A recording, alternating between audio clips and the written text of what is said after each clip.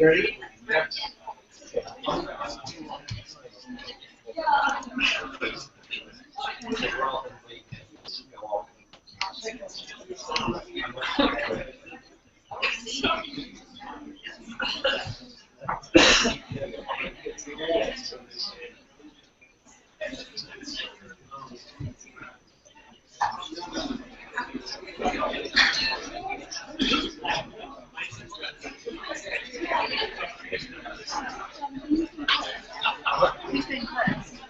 James is first. Okay.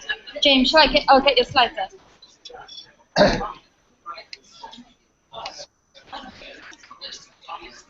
Oh, there is a frost there. You really can't go far wrong.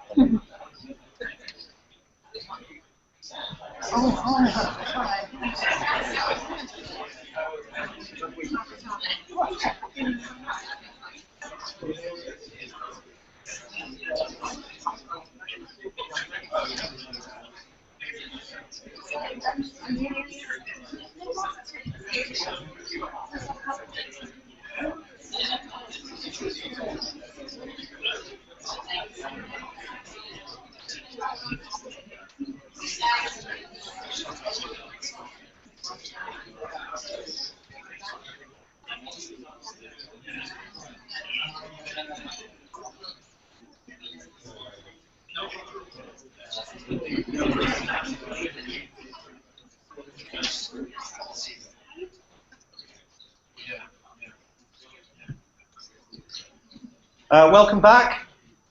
My name is Jonathan Adams.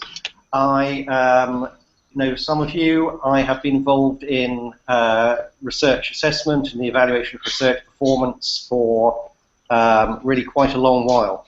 And one of the big problems has always been that while research assessment is very good in using some fairly conventional indicators to look at the impacts and performance of academic research, it's much less good at looking at the broader impact of research. And there is a plausible suggestion that Altmetrics may be of great help in doing that. So I'm very much looking forward to today's session and hearing from our speakers about how Altmetrics can fit into research assessment. The first speaker is James Wilsden, who will be familiar to some of you. He's from the University of Sussex at the moment, having previously been in a number of different guises at the Royal Society and at Demos.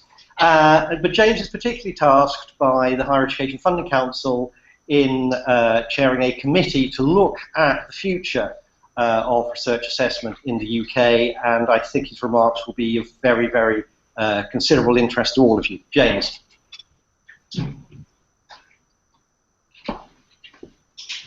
Thank you, Jonathan. And let me add my thanks to the organisers for bringing this meeting together. I think it's incredibly timely, and certainly for the task that we've been given by HEFCE in undertaking this review of the role of metrics in research assessment. It's a very helpful meeting and gathering of people for us.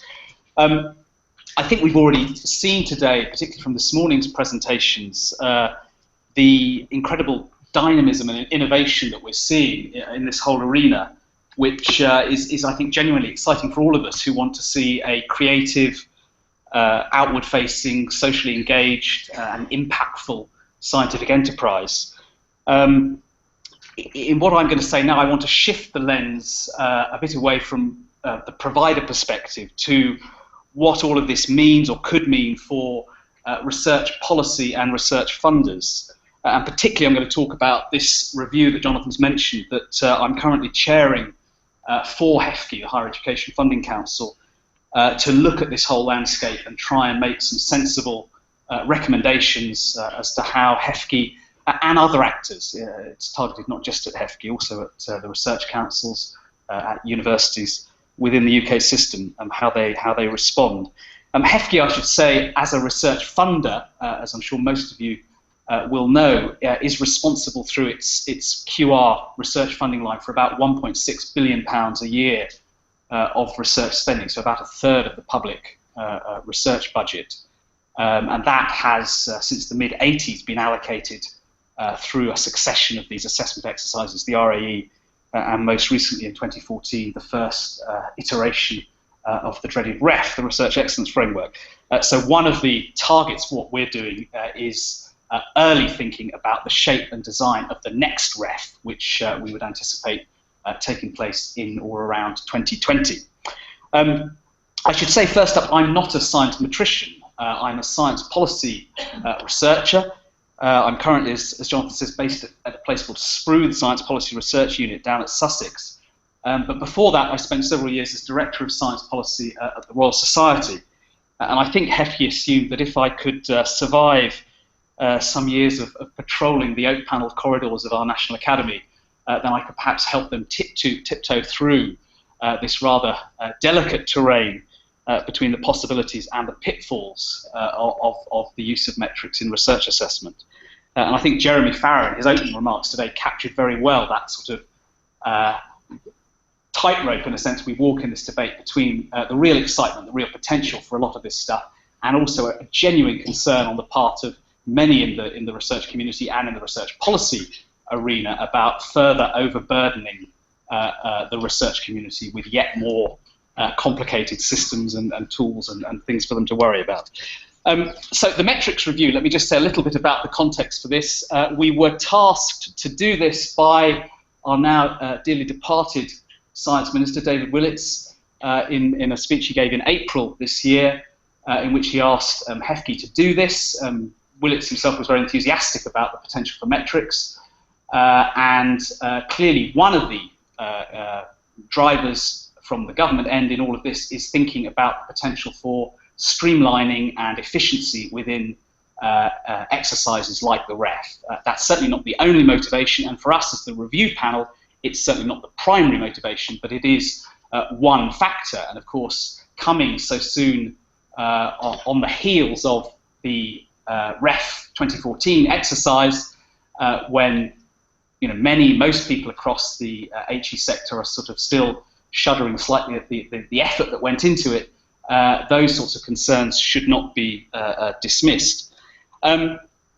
This was one of the bits of coverage we had when we launched. I should say, we aren't focusing purely on the REF. We're looking at other uses of metrics in the higher education and research arena, including league tables and rankings and other processes that are used within universities in the ongoing management of research, irrespective of the timing of the REF cycle.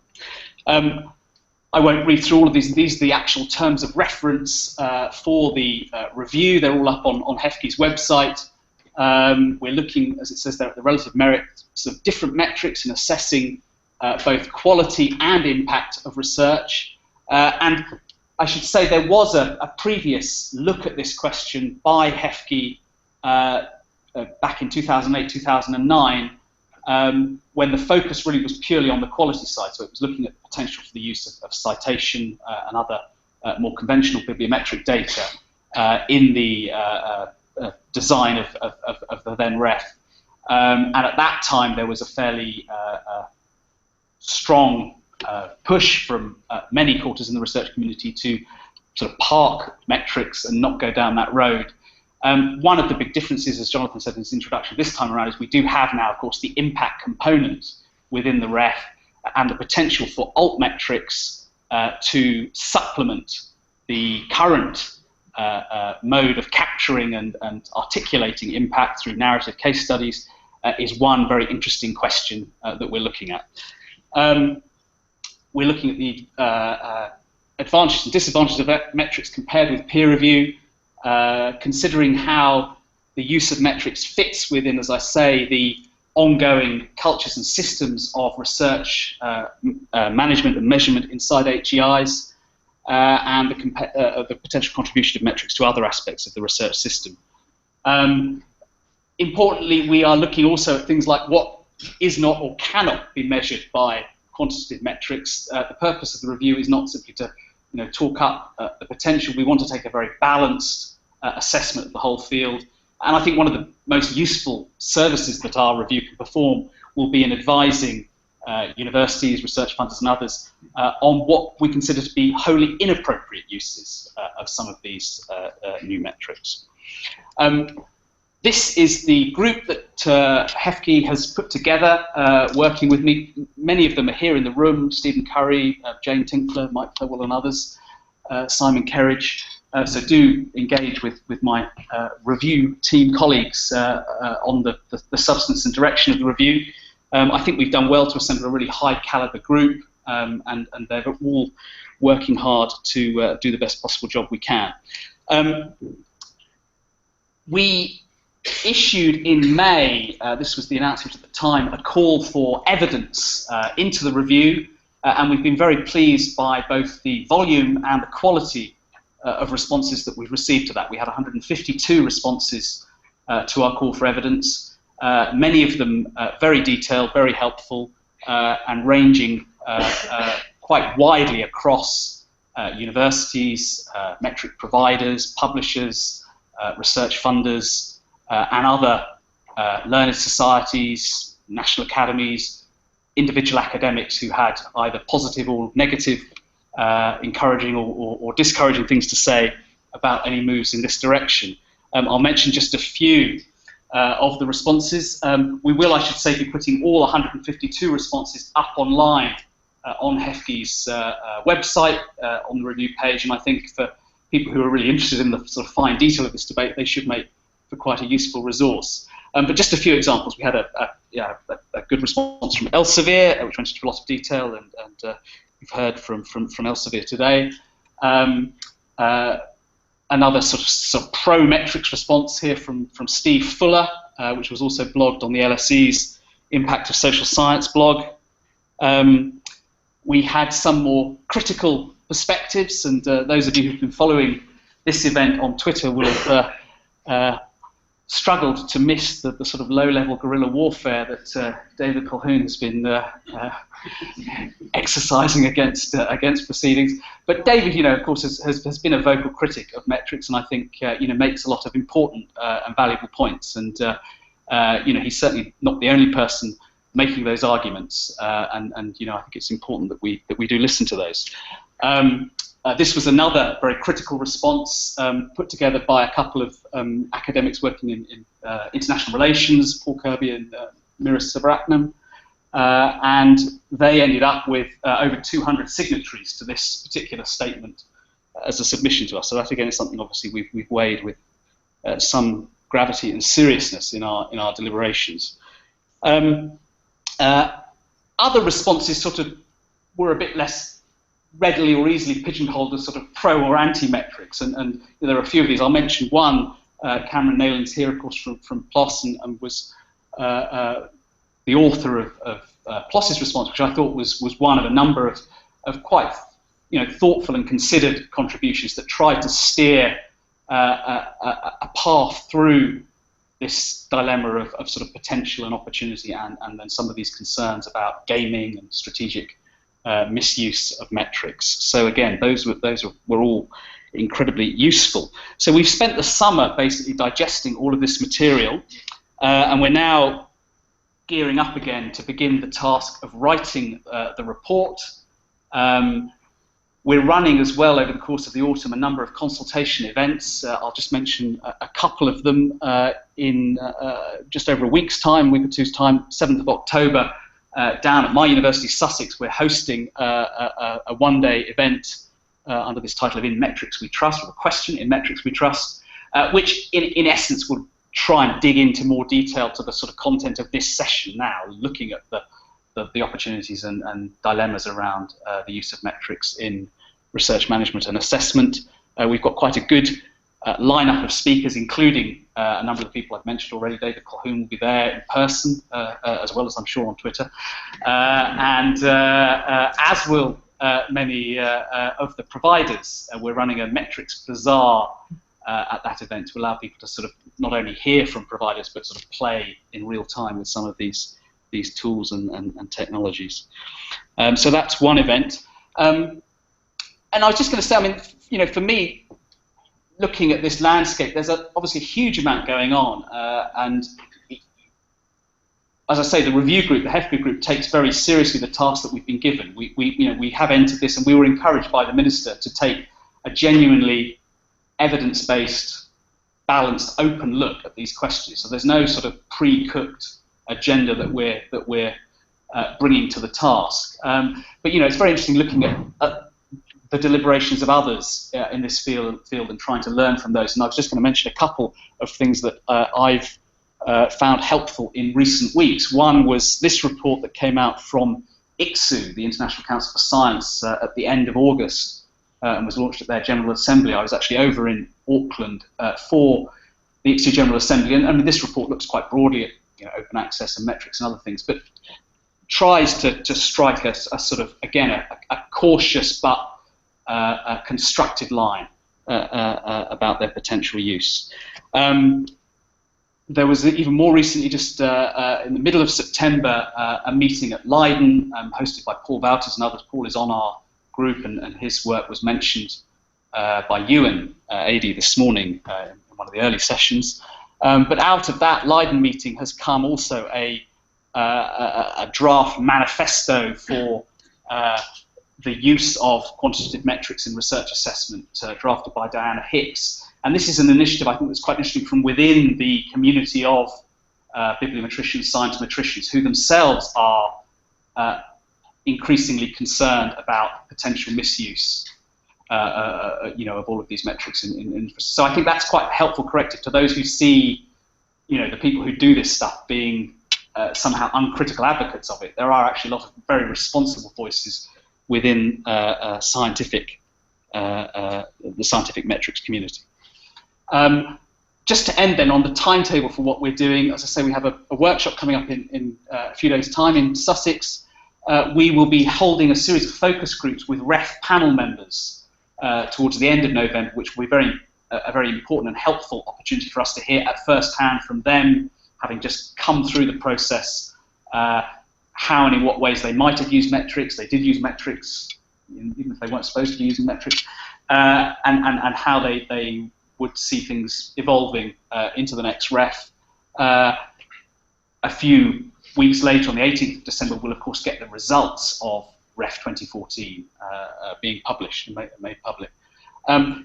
In early December, we're also holding a workshop up in Sheffield, hosted by Richard Jones, the PVC there, who's also on the panel, looking specifically at issues around diversity and equality, which I think is a hugely important set of considerations for us in terms of any moves to new metrics. In what way will they further exacerbate existing problems within the research community around gender bias and other forms of bias, or in what ways could they help to overcome those? Moving through, I say the REF results come out.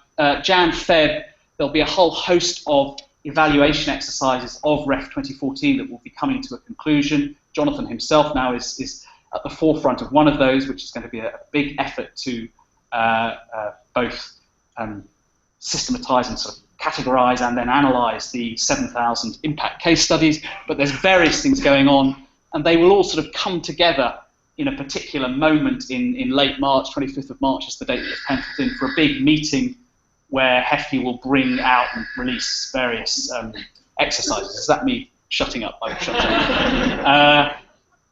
And we will then publish, just as my final point, probably after the election. I think we're very keen not to rush this job. It needs to be done carefully and thoroughly. We will be announcing in March our preliminary conclusions, but we'll then take some time to sense check those with the community, with many of the stakeholders here in this room, and of course we very much value your ongoing engagement and input into the review process as we go through these various stages. So thank you very much.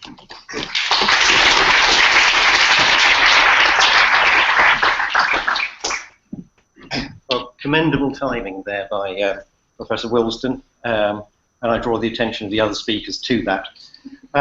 We're not going to take questions at the end of each presentation. We're going to have a panel at the end of the 4 presentations, so that you can address your questions to them, because we've got a diversity of speakers here, but I think a lot of the questions are going to probably be relevant to all of them. So reflect on what James has already told us there.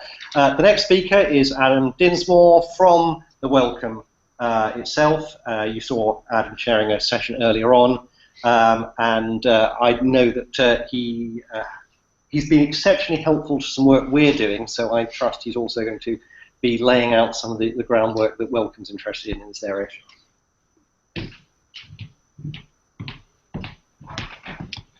Good afternoon again. Kat, could you perhaps give me a hand getting my slides up? PC user, obviously.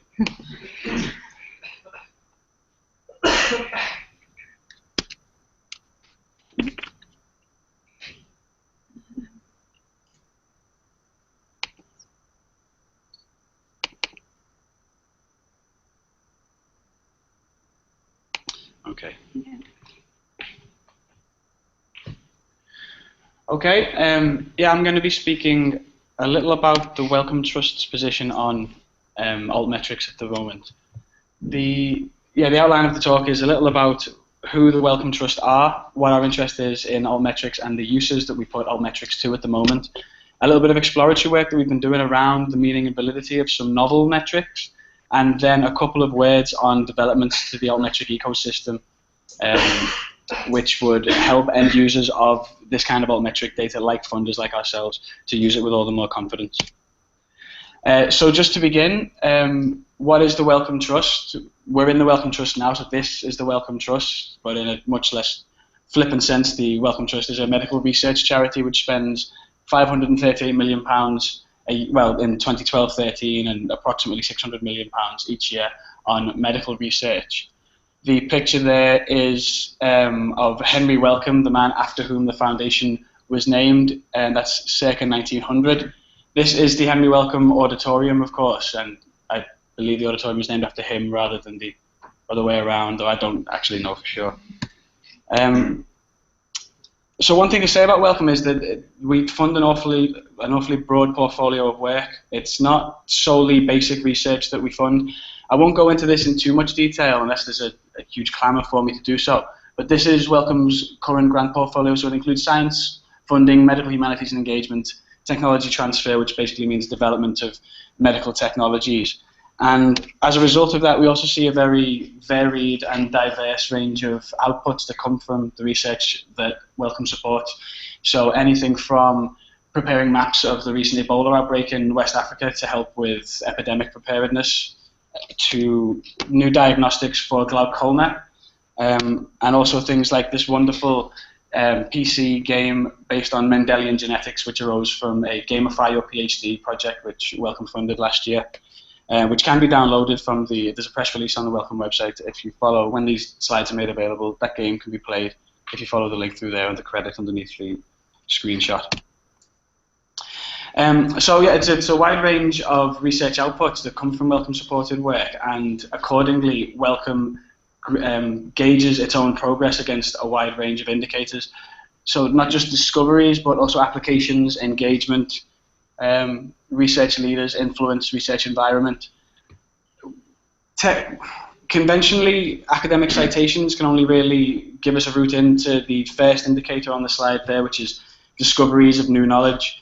Whereas academic citations tell us very little about the impact of research in a broader social context outside of discovery, so engagement with the lay public or with disparate fields outside of one's own discipline.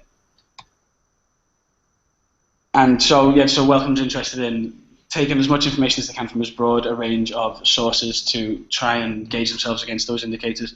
There's an often quoted part of our open access policy which speaks more to article level metrics in particular than altmetrics per se, about how it's the intrinsic merit of the work and not the title of the journal in which the author's work is published that's important to Wellcome when it evaluates the impact of the work that it's supported. And so we do still use some citation data, but this is a figure taken from our assessment framework report from last year, which is also available on wellcome.ac.uk. And in all cases where we're looking at academic citations, it's using normalized citation impact, which is an article level metric, as opposed to the journal impact factor. And the reason for that is, though I'm sure I'm preaching to the converted in a room like this, that journal impact factors can be quite a blunt metric and miss exceptional cases like this, where we saw a work in an article. It was in a journal with a very respectable impact factor of 7.232, but was cited 2,904 times and amassed a normalized citation impact of 327, which means that it was being cited at a rate 327 times that of the average article in its discipline and published at roughly the same time. So aside from ALMs and more with altmetrics in particular, so metrics which don't derive from academic citations, a way that we use them at the moment tends to be to explore stories of impact, kind of using high altmetric scores as a gateway into rich narratives about the work that Wellcome has funded. So this is an article published last year, I believe it was in PLOS Medicine, by Jim McCambridge. A new member of staff on our team recently thought Jim McCambridge must be a spoof name for a Wellcome supported researcher, but he's really quite brilliant social researcher. And this article published last year looked at submissions to a 2008 review of submissions to a governmental review of alcohol policy in Scotland, and found that there were some very questionable submissions coming from the alcohol industry itself, which kind of cherry-picked evidence and ignored debates both in policy circles and in academic circles that didn't support their arguments. We did a bit of digging into the ALM Reports app that's provided by PLOS around this time last year, maybe a little earlier.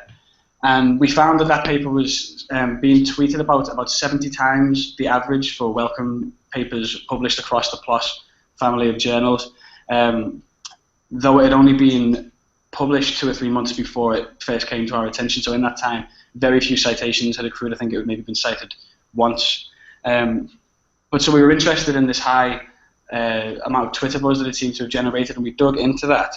And we found that the people tweeting about the paper, though this doesn't necessarily mean it was being read and digested by these people, it was at least brought to the attention of MEPs, health journalists, the head of health, population and nutrition at the World Bank, which we feel this kind of gives the beginnings of a case study of impact that would remain invisible to metrics that derive purely from academic citations. It gives something more of the social impact, which is broader and away from the academic literature. This is another example kind of along the same lines. Charot et al. Published, I believe this was in Nature Neuroscience. Again, there were science journalists, intelligence consultants who were attracted to this article all about how unrealistic optimism is maintained in the face of reality. And again, the value that we saw in this was kind of seeing that, okay, so it was in the 99th percentile, I believe, rank number 13 of the 2,000 odd articles indexed by Altmetric that have been published in Nature Neuroscience.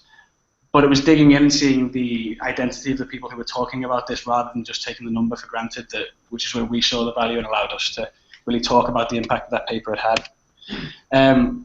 An example of why one has to be a little cautious, and you do have to dig into what the content of these conversations are and who the actors in these conversations are, is this is another paper that we found, again digging into ALM Reports, where we found that a paper published in PLOS, Neglected Tropical Diseases, seemed to have absolutely huge, especially for an article in this discipline, huge amounts of discussion on Twitter and Facebook. But we believe rather than genuine public interest, it may have been something to do with the rather unusual title those researchers gave to the paper. Anyway, aside from that kind of cautionary tale about why it's the content of these conversations and not just the metric scores that are important, we do think that, especially in the first two examples, we see examples of impact that trigger, at least 3 of the 6 indicators that the trust has pledged to judge its impact by, and so we really see the value of altmetrics in there. We're exploring it in collaboration with the Thelwall group at the University of Wolverhampton, and when I say collaboration, I mean we send them all of our DOIs and they generate lots of lovely data for us. We've been looking at ways to, along the same lines as altmetric.com has recently announced they're going to be concentrating more on policy documents, ways that we can get into direct influence in the policy sphere that Wellcome associated research has been having. So Mike and his team have been digging into websites with, I'm not sure how visible that is, these domains, so .ac.uk, .edu.gov, and then the UK equivalents, to see how often Wellcome Trust research is being cited in the great papers that are stored on PDFs on those websites. This is kind of an illustrative example more than anything else. There's a million reasons why you might expect more policy impact in the medical humanities rather than physiological sciences, for example.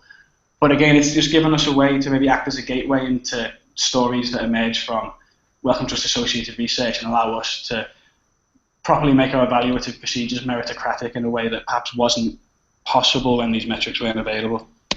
That's just the academic syllabi data isolated from that data. So again, you can't make direct comparison. It's apples and oranges comparisons to compare these funding streams, but it does allow us to pick out articles which have been, I believe this was cited by 3 separate academic syllabi within a couple of years of it being published, and the same with a couple of these other articles that were funded by Wellcome. So as well as policy, there's also this educational impact that we're beginning to explore the way Altmetrics can help us dig into. So now a couple of words on the Altmetrics ecosystem. I think I might come in without the need for the Cheggers Plays Pop sound effects at the end. We've kind of got these 3 watchwords that we're always trying to push when we speak with Altmetric vendors and other players in the Altmetrics ecosystem. And I've listed them in ascending order of importance. So it's consistency of things like definitions of things like what is a Mendeley read, as William was talking about this morning. Transparency into the data and into the definitions that are used, and availability of data to end users like ourselves. Availability is actually pretty good in terms of the improvements that we're seeing over time. Most publishers are now making Altmetric or ALM data available. It's kind of consistency of presentation that would help end users to trust Altmetric scores all the more. Someone tweeted on the 1am hashtag this morning that just as with academic citations, you see inconsistencies between vendors in the way that they're presented. Even if Altmetrics, one day we win all the arguments about validity and about the meaning of Altmetrics, if we're still seeing inconsistent presentation across the ecosystem, it's going to be difficult. It's going to be a difficult sell to end users. And that's not that it's the fault of any individual vendor by any means. We don't expect vendors to present Altmetrics in a completely uniform way. But it's very important that we see things like consistent standards and definitions, and also transparency into the data and definitions used, so that we can be sure we're comparing apples to apples and oranges to oranges. That's just a note about the need for consistency in the source of meaning. And here's some, I mean, it's maybe shooting fish in a barrel with a audience like this, but here's just some examples of how these are academic citation figures, how they can differ between providers like Scopus and Web of Knowledge and Google Scholar. There was, that's the same data represented again in the table, but we took a look at a sample of 358 Wellcome associated papers which were somehow linked to the MOPS that Wellcome funds their massive overseas project. And yeah, you had an average of, you had quite a lot of variation between the average citation per paper that was reported by Web of Science, Scopus, and Google Scholar. And the argument has been won in a lot of minds about the meaningability of academic citations, but this still is an impediment to the trust that can be placed in those metrics. And it's a warning that the Altmetrics ecosystem needs to kind of heed as they develop these new web-native metrics, which might be able to navigate these problems better than conventional bibliometrics are able to.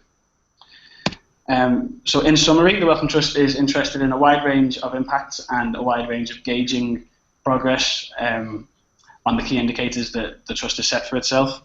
We're therefore delighted that a myriad of helpful tools are being developed, and the 3 watchwords that we'd like to push in any conversation about Altmetrics are consistency, transparency, and availability of data, which would help serve the Trust and the funding sector's needs as end users.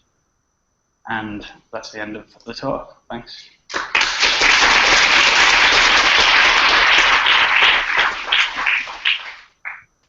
So I'll take a seat and then come back for the... Yes, indeed. Okay, thanks.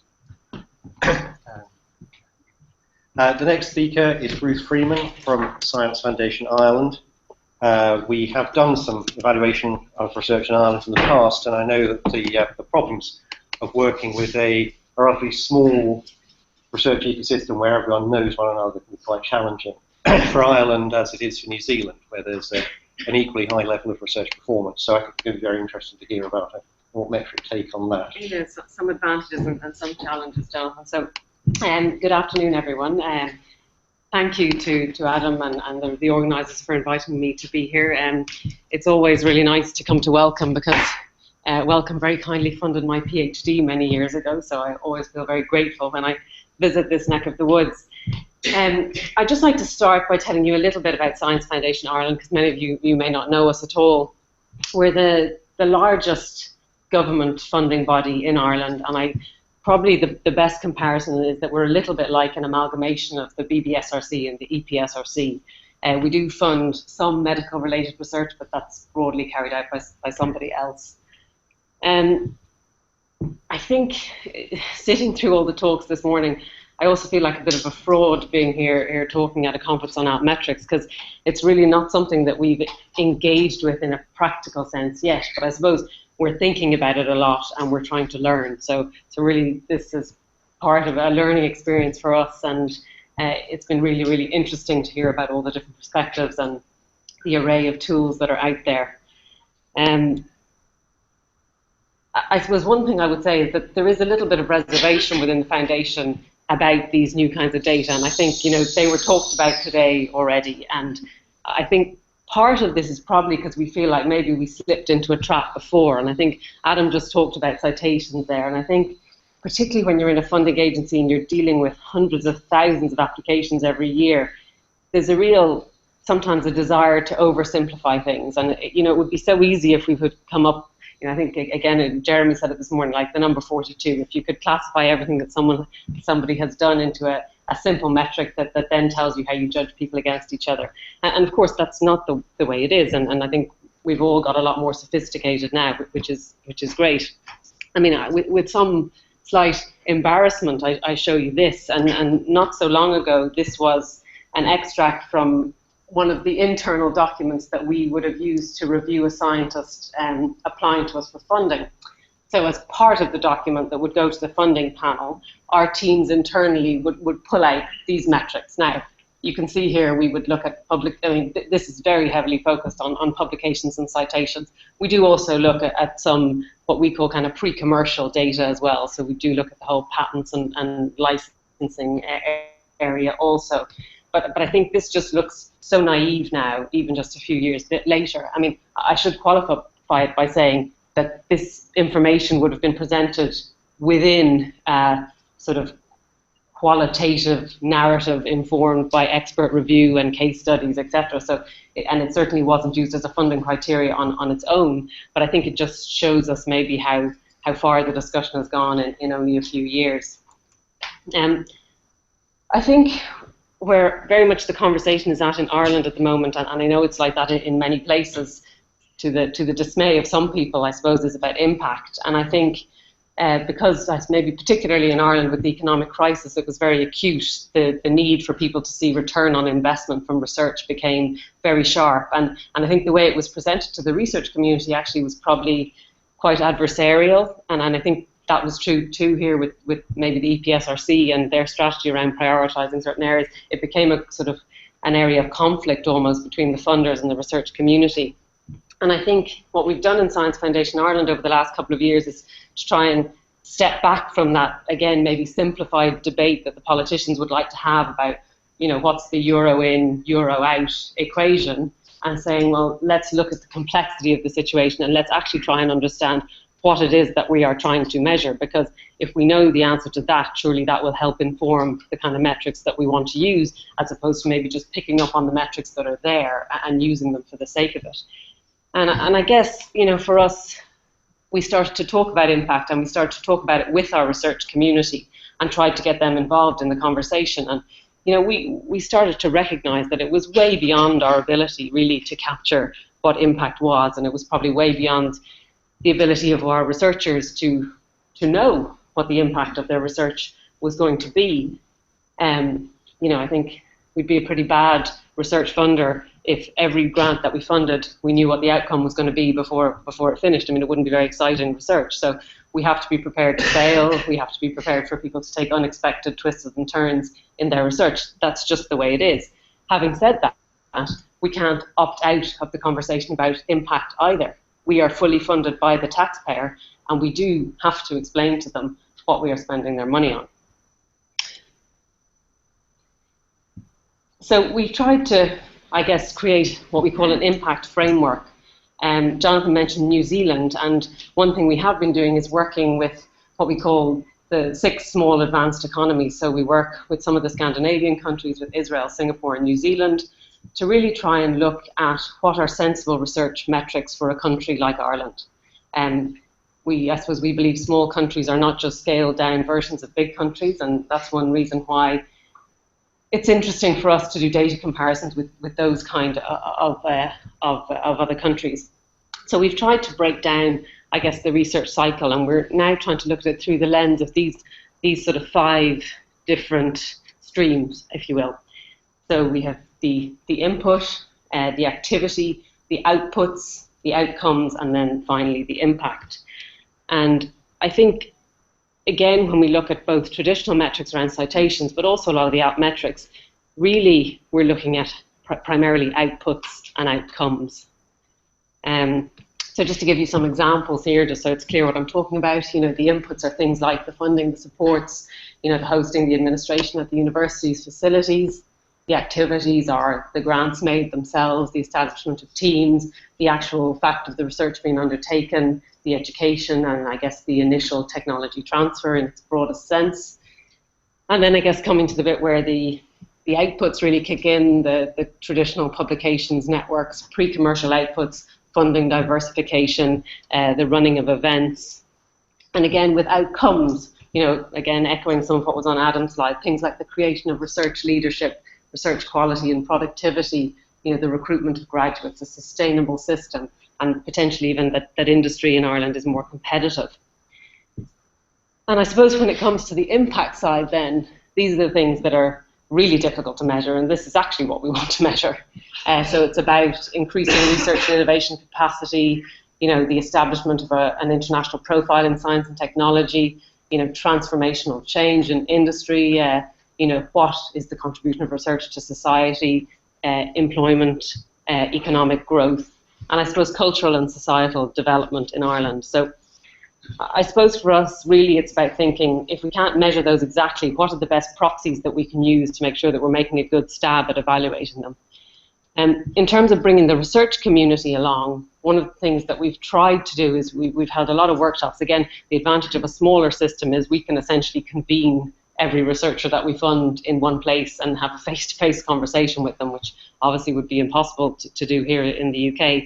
And I suppose what we've tried to do is put, I guess, their minds at rest and say to them, we understand that, particularly for those of you at the very basic stage of research, that it will be a challenge for you to articulate, your exact impact. And I guess because the background was an economic crisis and a jobs crisis, we also had to reassure them to say, we will fight for you to make sure the politicians do not only dwell on an outcome that is economic, because we recognise that your impact is much broader.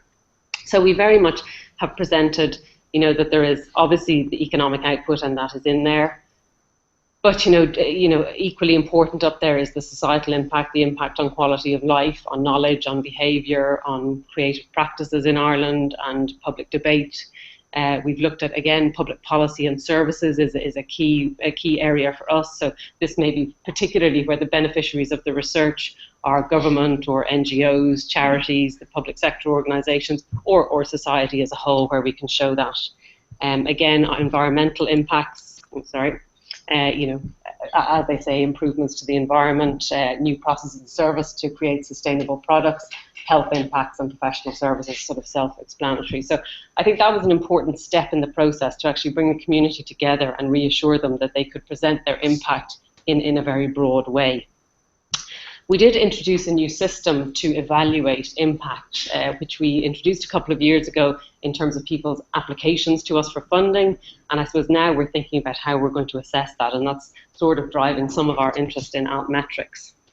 So when somebody applies to us, and I guess they always did this, but it was sort of a token gesture before. It was like the way we used to accept very bad lay summaries from people, but now we really want people to give us a proper lay summary, and we also say to them, now your impact statement is really important, and in fact we're going to evaluate your proposal very specifically on your impact statement. So I suppose that is them articulating their view of what their impact of their work is going to be. Again, to help with this, we've put on our website what we think are good and bad examples of impact statements. So, for example, things that are highly generic and, unrealistic, for example, are not good impact statements. So we've done that on the website. When it comes to the international peer review panels that we hold now, alongside the scientific reviewers, as normal, we now recruit specific impact reviewers. And these are people with broad backgrounds in research, in technology transfer, sometimes in venture capital, in policy or government. So we bring those people in specifically to evaluate what is written in the impact statement. And what must be articulated, excuse me, is who will benefit from the research. What plans will the researcher put in place to increase the chances that there will be impact from the proposed research, and give us an idea of the time frame over which you think these impacts might be realised. So that happens at the proposal stage.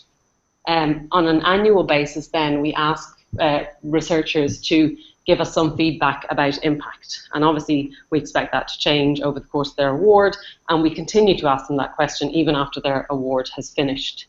And for impact, what we've done is we've created a set of statements, and we ask them to pick one.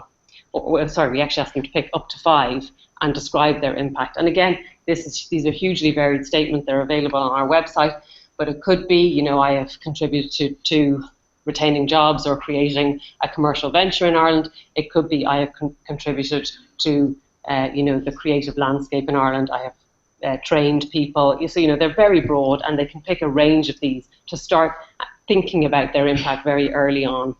And I guess the first grants that we would have funded under this type of system are now reaching their midpoint. So we'll actually be going out and looking at them with peer reviewers, obviously looking at the science. That's the key reason for the review. But we'll also start referring them back to their impact statement and seeing how that's panning out. And again, that will happen with an international panel. I suppose for us, we need to start thinking about where Altmetrics is going to come into this. I mean, we may start getting people reporting back to us their impact in terms of Altmetrics. They may be using some of the tools out there and saying, impact story or Altmetrics gives me this score. I had this number of reads on Mendeley. And I guess we as a funder need to have a way to interpret those data. So, I mean, that's certainly one of the things that we need to be ready for, because it's clearly coming down the line. And I think it's just about how is it really going to help us look at impact? I mean, I guess that's sort of the million-dollar question for us, because at the moment, because there's such a range of different measurements in Altmetrics, and you can't really, in my mind, bundle them all together. I mean, one thing is they're not all necessarily positive. So do we start to bring sentiment into Altmetrics? I mean, again, I guess you could say the same thing of citations. I mean, just because someone cites you doesn't mean they're praising your work.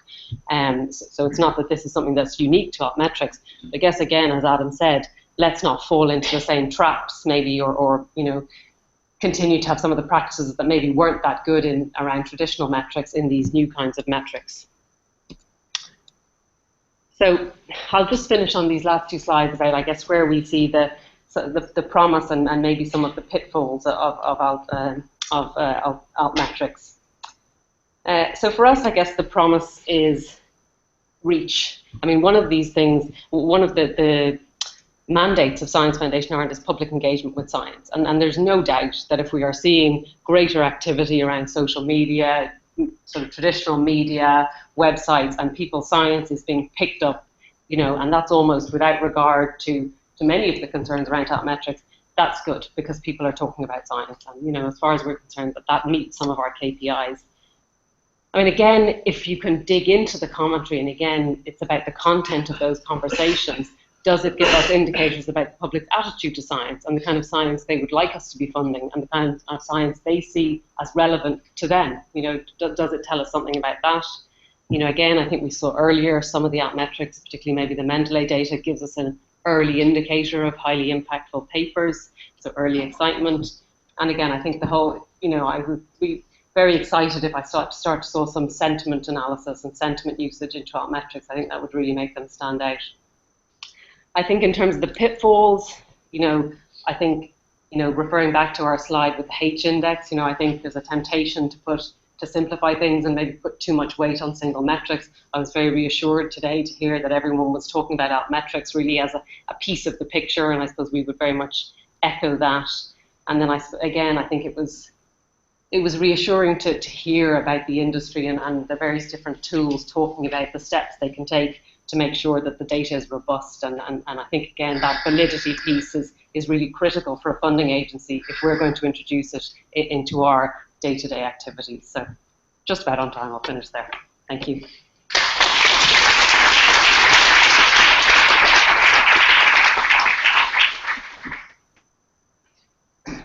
Thank you very much, Ruth.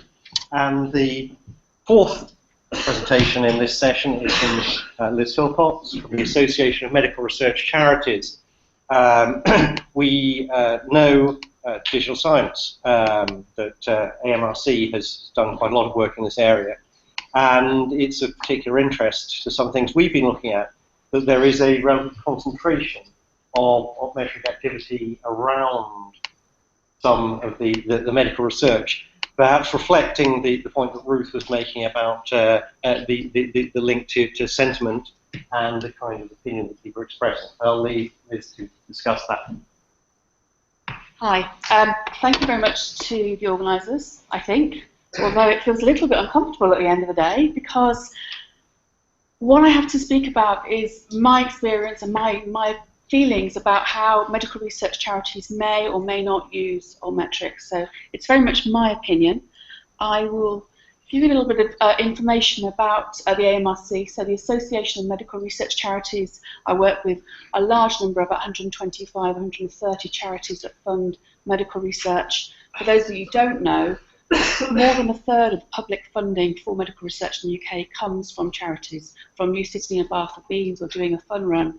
And so it's important that those organisations are able to know that they're funding good quality research, and that that research is having an impact and linking into the charitable aims of that organisation. So these slides are really small, so I have to do this bit. Now I know where the speakers are doing this, because they're just like tiny, tiny. So what I'm going to do is think about some of the roles for Altmetrics. I think that already we've heard a little bit from Adam and Ruth about the challenges of using Altmetrics to actually look at impact. So I'm going to look at some of the other things that charities can be using Altmetrics for, and ask some questions at the end about, can we use it for impact? Hopefully it chimes with what you've already heard. So here's an example, I'm sure you've been seeing these pictures all day, of how a charity can use something to find out about an area of research that's getting social media attention. So this is something that was published in Nature as a news article quite recently. I did this piece a few days ago, but I'm not sure if you can see at the bottom, but it's got 991 tweets and 151 Facebooks. It's about some work going on in Japan for somebody who had a treatment using pluripotent stem cells for age-related macular degeneration. So quite interesting science, but for a patient organisation also quite interesting, because I've got age-related macular degeneration. I'd like that treatment. When's it going to be available to me, and how are you as my patient organisation going to tell me about that? So using the Altmetrics information, we can see that there is indeed a blog by an organisation, sorry, not a blog, a Facebook post by the Diabetes Counselling Online saying another step in the right direction. So if you're a diabetes charity, or if you're indeed a sight loss charity, you may be thinking, actually, I need to be putting something on my social media places to explain what this piece of research is, if I've had some involvement, to claim a little bit of that credit, but also to put people right about how long it might take, the fact of how this thing might work for the UK or for other parts of, in other parts of the world. So that's kind of one of the ways that people can use it. So the second thing is I think we've already talked about, and I think we've already heard from Adam some good examples about how you can use these Altmetrics to kind of track what's really happening. But again, a charity perspective on this. So imagine I'm Cancer Research UK, and I'm saying, oh, what's happening in my world? Tell me about articles that I've funded that have been mentioned at least once in the last 3 days. And from that, come up with some quite interesting things, including this paper, which is all around the levels of carcinogens in e-cigarettes. And so that was quite interesting. It's apparently been looked at in the last 3 days, and we've got quite a lot of Twitter activity on this one. But when you look into it, you see that the paper was actually published in 2012. And there are 9 blogs written about it, and that's kind of interesting, because when I look into the blogs, I can see as Cancer Research UK that actually we blogged about it. We've blogged about this a little bit later on, saying e-cigarettes, the unanswered questions, this is a challenge for you. You can go and find the paper, and that link will take you back to the paper I've just shown you. So it's all good, it's all connected together. But again, this is May 13. What's happening now in September 14? Why is this coming up as Altmetrics? And it's coming up because if I look at the list of blogs, it's in there as a journalist resource blog about here's a review of scientific literature. So it's given me a feeling that the piece of research that I've funded and that I've blogged about in my own social media spaces is also being reblogged by journalists now and being seen as a credible resource. So maybe it makes me feel quite good about the piece of work that I funded, and also my own social media activity to ensure that good evidence is being used in appropriate ways. Media monitoring. Again, normally we think about media monitoring. Again, I'm not a comms person. I have to admit, my comms colleagues go, maybe that's not right. But media monitoring tend to think about, am I being mentioned in papers? Am I on the Times today? Get me a Google alerts about that. But there's a wider piece, isn't there? So, for example, if I'm Parkinson's UK or another neurological charity, I might want to do some searches and say, what's happening in Parkinson's in the last 3 months? And from that, come up with a paper which is a meta-analysis of a genome-wide association study looking at Parkinson's disease. And then you can see from that side, we've got 83 tweets, we've got some Weibo users and 1 Facebook user. So I wonder what's happening in Twitter about this. Well, what we can see, actually no, it's the 5 blogs. I should have put circles around it to remind myself. It's the 5 blogs. If you look at the 5 blogs and you see that you've got 23andMe are blogging about this. So actually, I should know what 23andMe are doing, but I haven't got enough time to be on their website every single day. I haven't got news alerts from their website coming in. It's a great way for me to know that they're talking about stuff that they funded, that they think is really important, and perhaps it links into some work that I'm doing. So it helps me to understand the whole environment for research. So those are some of the possible uses, besides the usage you've already heard about, actually using it to support the measurement of the impact of research, and as research goes through its sort of input, output, outcome cycle. But I think we have some challenges, and they've again already been mentioned, haven't they? What does it mean as an impact? What do we actually mean by that? And can we as a society, as a set of researchers or research funders or people in the research policy space, come up with some definitions of that? For me, we really need to educate researchers how to do this. Because if you're going to be making decisions based on someone who's very good at using social media versus someone who's not very good at using social media, then you're making decisions on someone's communication skills, perhaps not on their research skills. So then I think we need to be very transparent as funders about how we're using this information, what we'd like to do with it in the future, in order that researchers can go along, and again, providing support for researchers so that they know what they're meant to be doing. Game playing. Researchers are very intelligent people. That's why they do research. As intelligent people, they understand if there's a game, they're going to play it. I do not want to be encouraging funders to say, Altmetrics is the way, and use it as part of your review for fellowships, for example, and stick it in the piece and how many, because you can see immediately there will be a sort of a subset of people who will play that game incredibly well and will interview incredibly well, but maybe their research is not as good as someone else who cannot play that game. So I think we have to be really careful.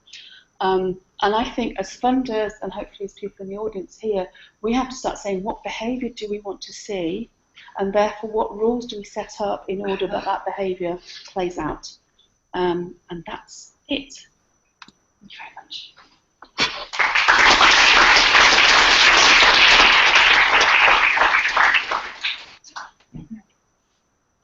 Yeah? Frankly, so. Would the previous speakers like to come up and join us here? I'm going to sit on this end.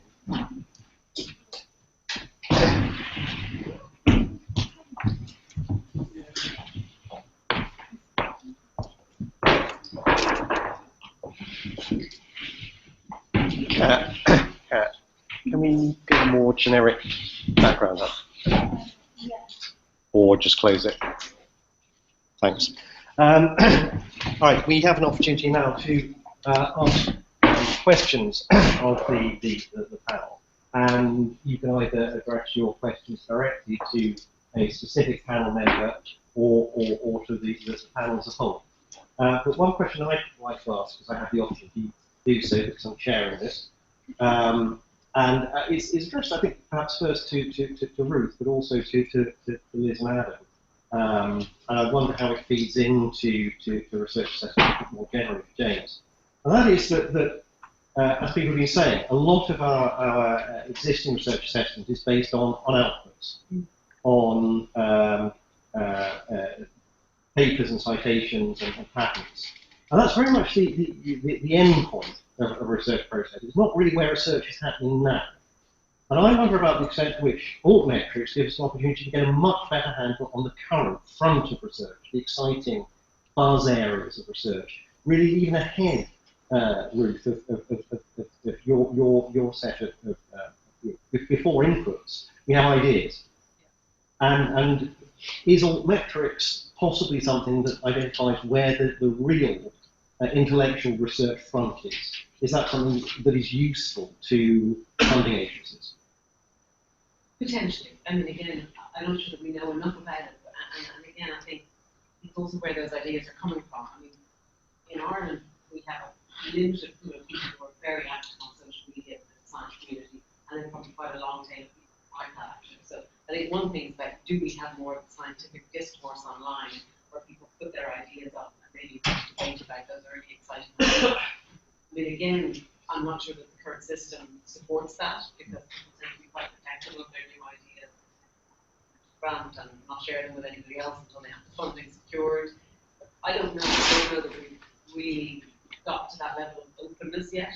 And I guess, you know, referring back to Liz's question, is that partly because the systems we put in place don't encourage that kind of research and or that kind of behaviour? If we did want more openness around early ideas and excitement and real sharing of ideas, how do we make that happen? And I do think that when it comes to it probably is at the output stage, but that is one area of potential that we see, that tracking those interesting, likely to be high impact work and picking it up more early and maybe even supporting it further if you see that there's a genuine reason. But again, as I said, kind of got to drill into the individual case. Sure. And one thing I would say, you know, I think the storytelling talk earlier was interesting because to some extent we a bit poo-pooed stories as a way to measure impact. You know, maybe they're quite a good way to measure impact, for sure. I'd welcome it. I was trying to ask you guys questions, kind of picture how that would really go. So rather than something like an article level metric, more of a kind of discipline level, discourse level. Well, it's this, what I was thinking about social media activity around discussions of ideas, opportunities, and how that might be harvested. Frankly, working for the evaluation team, I welcome it. It does tend to be after awards and maybe after outputs. But yeah, so it's nothing that I've worked on. It may be something that maybe in our cultural society departments look at closer. No, that's sort of interesting. Anyone see? No, but I think we heard a bit of it earlier when we had a presentation from a colleague in the States talking about the article of the astrophysics, the physics papers and how the Twitter was starting to be used in Facebook as a place where new ideas were being discussed. And I think it's that discipline hopping, actually. It's where ideas move between disciplines, or they move between distinct silos of researchers, and it might be a way to find those. Again, I think, as I said, it's about digging why is that interesting, why is that getting a lot of activity, and then, as funders, do we want to support it? So we can say, you know what, can we have a meeting? We'll have a meeting, you can all come and talk about it. Maybe that will help you create some new research if it's something that if it chimes with our own research strategies and portfolios. But it's quite out there. It's not something we do as a day-to-day. I think that's a challenge, isn't it? Well, yeah, we are thinking quite hard about this in terms of symmetrics review. One of the challenges that David Willits posed to us when we group this method in beginning reviews, you know, all of this energy that goes into an assessment process like the REF. To what extent can that exercise and Altmetrics Internet exercise help government at a strategic level to determine priorities for research investment, to horizon scan, to design industrial policy, to improve its foresight capabilities, to inform the work of bodies like the Technology Strategy Board. And I mean, that opens a whole can of worms that goes well beyond the formal evaluation of research quality or impact at either the individual, institutional, or disciplinary level. But I think it is important, and there should be ways in which this much more sort of intelligent, real-time, data-rich research environment can be drawn on not only by universities, research funders, bodies like HEFTI, but by government and others who are having to take much more meta, long-term strategic decisions about the shape of the research environment. The second area for us where it's important is in the context of the impact component of the REF. And I think I'm a big supporter of the impact agenda, as it's come to be known. But I think when you look at the presumed and sort of implicit linearities of the notions of impact in the way in which REF 2014 was designed, it's still some way off giving us anything like a real accurate picture of where the most interesting impact occurs. The idea is, in the way the model is designed and the case studies are instructed, that you publish a paper first, and then you sort of plot an impact pathway from that into government, into business, whatever. Any of us who work, I work my whole career in and around government, I mean, it just doesn't work like that. Quite often you do something with government, and you might 2 years later have written it up and get it into a journal, but the point of impact is exactly the other way around. So for me, again, Altmetrics are potentially exciting with all of the caveats that I mentioned in my talk and others mentioned theirs, if they could help us again gain a much richer, more real-time picture of the multiple types of impact that we know our researchers are having. Questions from the floor? Laurie mentioned that we know that impact takes quite a while to materialise. It doesn't happen easily after you research. How do you attribute impact to research and also to research funding?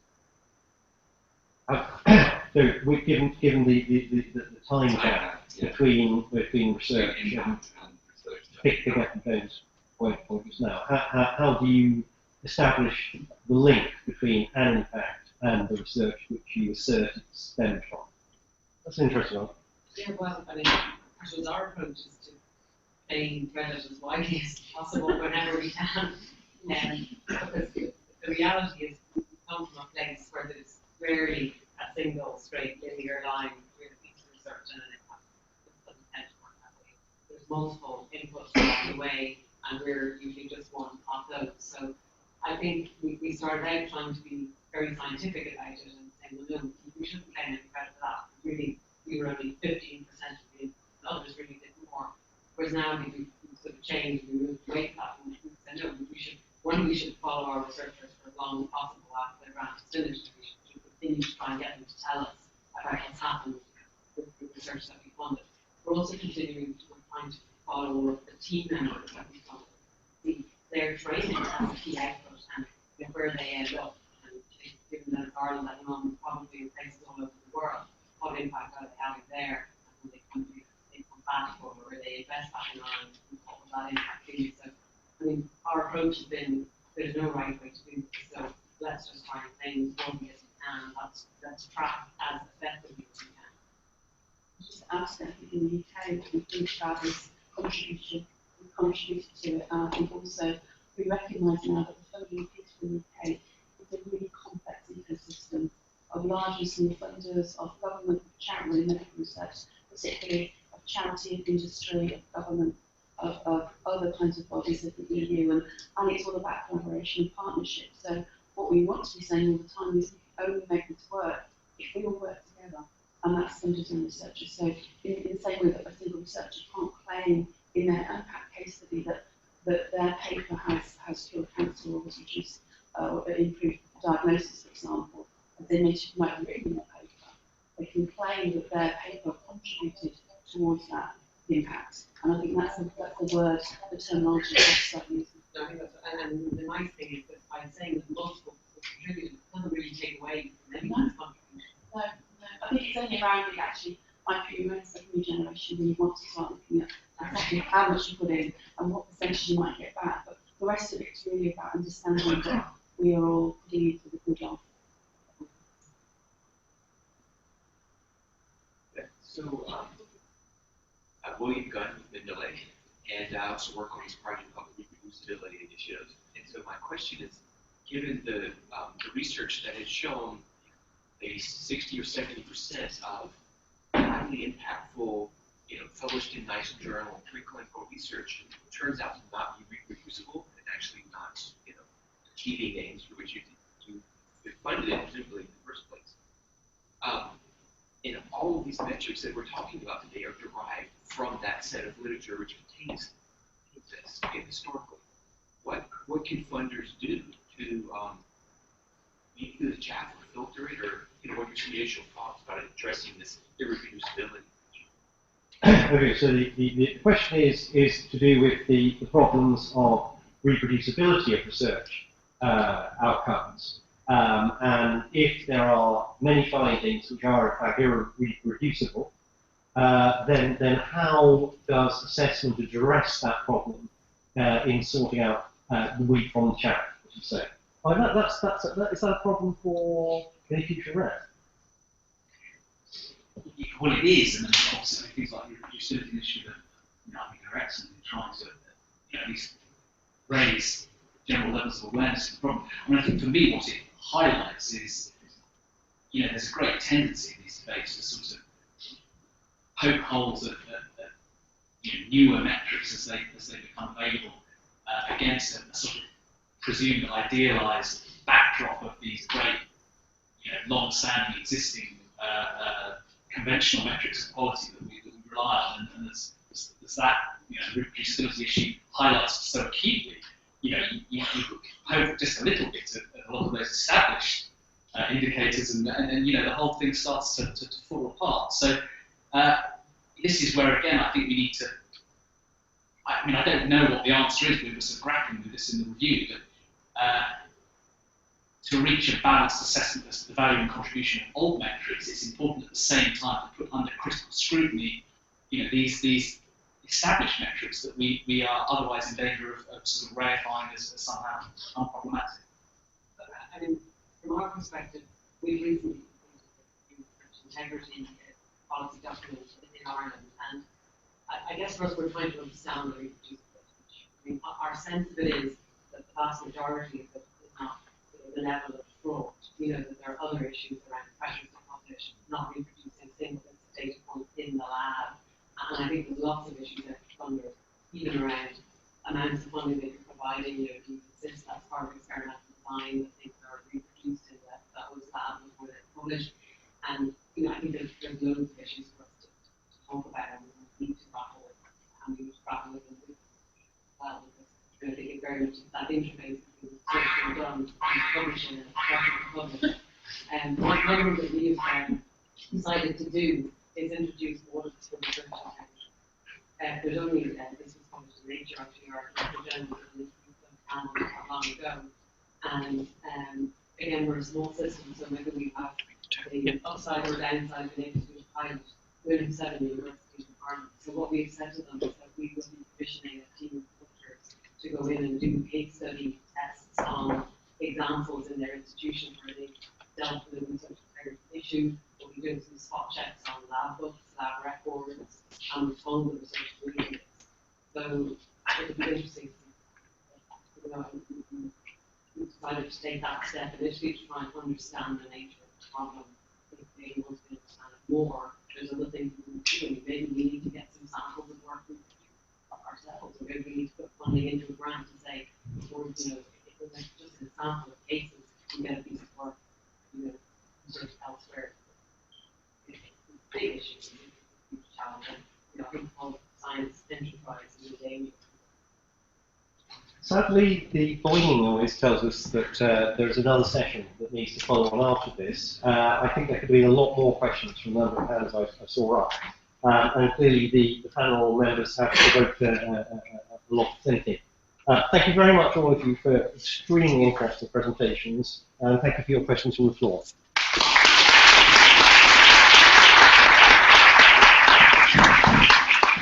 Okay, so what we have next is a breakout session. On the back of your badges, you all have a couple of little slips of paper that will tell you which room you're assigned to for the next breakout session. For instance, I can tell that I'm in here now because I'm in breakout session 1 in the auditorium on Thursday. It's very helpful. After the breakout session, which will conclude hopefully in about an hour, there will be a drinks reception, and there will also be guided tours around the new exhibit. So that's going to be fantastic. And before you all disperse, I'd just like to add, I'll be doing the reportage back on the sessions tomorrow at the end of the conference. But we haven't got anything in place right now for you to get that information to me from this next breakout session. So could the people who chaired those sessions try and catch me tomorrow morning? I'll be available from 9 o'clock at the coffee stand, and we can discuss what the outcomes or points were from the session today, and I'll collate those and present those to the conference tomorrow evening. So off you go.